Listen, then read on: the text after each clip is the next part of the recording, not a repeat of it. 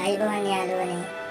ඔයාලගේ සෝල්ඩරින් අයන් එක එහෙමත් නැත්නම් බවුත් එක දැන් වැඩ කරන්නේ නැද්ද? රත් වෙනව මදිද?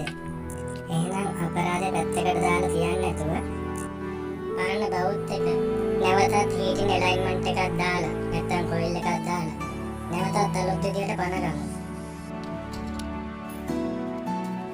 ඉතාමත් පහසුවෙන් හීට් ඇලයින්මන්ට් එක දාගන්නේ කොහොමද කියලා මේ වීඩියෝ එක බලුවම ඔයාලට තේරෙයි.